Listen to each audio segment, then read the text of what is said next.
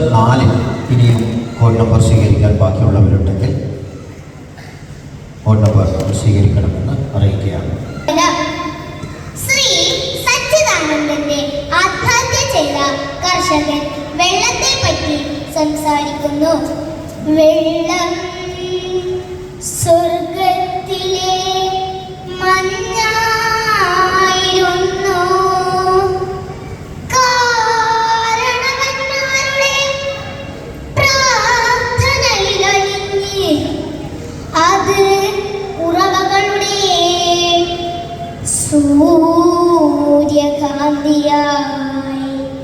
ഭൂമിയിൽ വിരിഞ്ഞിറങ്ങി.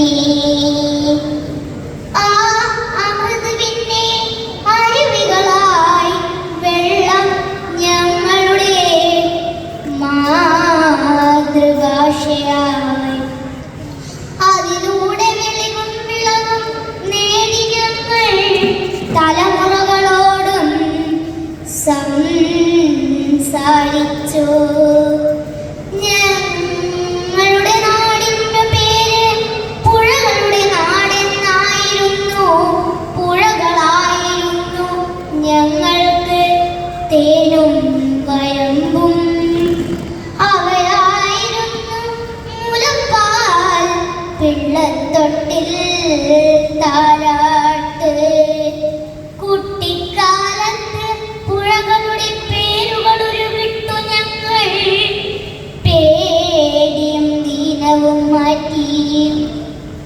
മുതിർന്നപ്പോൾ പുഴകൾ ഞങ്ങളുടെ ഉച്ഛ്വാസത്തിന് വാത്സല്യത്തിന്റെ ഈർപ്പം പകർന്നു. പേരാറെന്നും പെരിയാറെന്നുമായിരുന്നു ഞങ്ങളുടെ ധമനികൾ അറിയപ്പെട്ടത്. നാടികൾ പമ്പയെ കബനിയെന്നും വെള്ളം സ്വർഗത്തിലെ മഞ്ഞായിരുന്നു.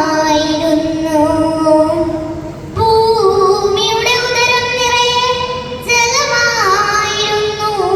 1000 വസന്തങ്ങൾക്കുള്ള വിത്തുകൾ അതിലൊഴുകി നടന്നു.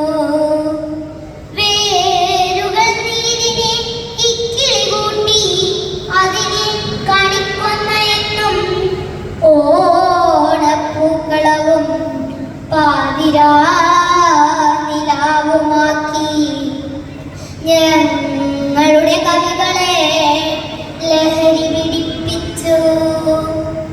വെള്ളം സ്വർഗത്തിലെ മഞ്ഞായിരുന്നു.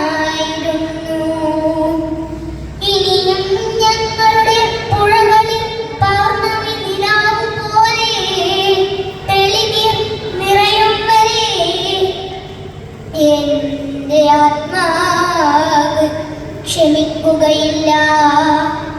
നീർച്ചാട്ടങ്ങളുടെ കടുത്തൊടികളിൽ കാടുകളെ വീണ്ടും വിളിച്ചുണർത്തും വരെ എന്റെ ആത്മാവ് ക്ഷമിക്കുകയില്ല.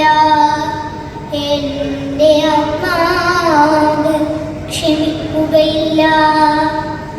എന്റെ ആത്മാവ് ക്ഷമിക്കുകയില്ല. നന്ദി, നമസ്കാരം.